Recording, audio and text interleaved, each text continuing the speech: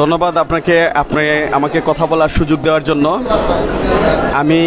আপনারা জানেন আজ nurses association Sylhet MAG Usmani medical college হাসপাতাল দ্বিবার্ষিক নির্বাচন 2024 অনুষ্ঠিত হচ্ছে। আমি একজন সাধারণ সম্পাদক পদপ্রার্থী। আমি হাজার বছরের শ্রেষ্ঠ বাঙালি জাতির পিতা বঙ্গবন্ধু শেখ মুজিবুর রহমানের সুযোগ্য কন্যা, দেশরত্ন মাননীয় প্রধানমন্ত্রীর উদারত আহ্বানে আমার নির্বাচনী ইশতেহার আমি ঠিক করেছি দুর্নীতিমুক্ত স্মার্ট নার্সিং অ্যাসোসিয়েশন। ইতিমধ্যে আপনারা আমার পোস্টারে এবং আমার নির্বাচনী ম্যানিফেস্টোতে আপনারা জেনেছেন আমার লক্ষ্য এবং উদ্দেশ্য হলো নার্সিং সমাজ থেকে দুর্নীতিমুক্ত করে নার্সিং অ্যাসোসিয়েশনটাকে একটা সবার ন্যায়ের ভিত্তিতে, সমতার ভিত্তিতে, সম অধিকারের ভিত্তিতে যেন আমরা সিলেট উসমানী মেডিকেল কলেজ থেকে যে যাত্রা শুরু করব, এই যাত্রা সারা বাংলাদেশে ছড়িয়ে যাবে। আপনারা আমার জন্য দোয়া করবেন। আমি যদি নির্বাচিত হতে পারি,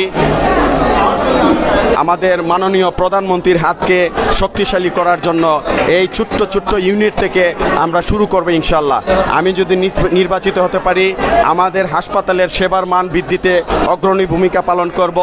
আপনারা জেনে থাকবেন আমাদের পরিচালক মহোদয় অত্যন্ত ডাইনামিক পরিচালক।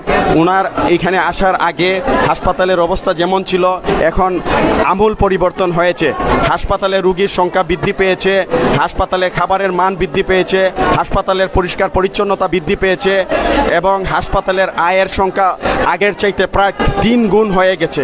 আপনারা জানেন আমাদের হাসপাতাল সারা বাংলাদেশের মধ্যে অটোমেশন সিস্টেমের আওতায় পাইলট প্রজেক্ট চলতেছে। এই পাইলট প্রজেক্ট যদি উসমানী মেডিকেলে সাকসেসফুল হয় তাহলে সারা বাংলাদেশে এটা মডেল হিসেবে গণ্য হবে। আপনারা আমার জন্য দোয়া করবেন, আমি যেন নার্সিং সমাজটাকে দুর্নীতির হাত থেকে রক্ষা করে উন্নত সমৃদ্ধ নার্সিং অ্যাসোসিয়েশন গড়তে পারি, সেই বলে আমি আমার বক্তব্য শেষ করছি। আমাকে ভোট দেন, আমার হাতকে শক্তিশালী করেন। আমি ইনশাআল্লাহ নার্সিংকে একটা সারা বাংলাদেশের মধ্যে সিলেট নার্সিং অ্যাসোসিয়েশন একটি উজ্জ্বল উদাহরণ হয়ে থাকবে।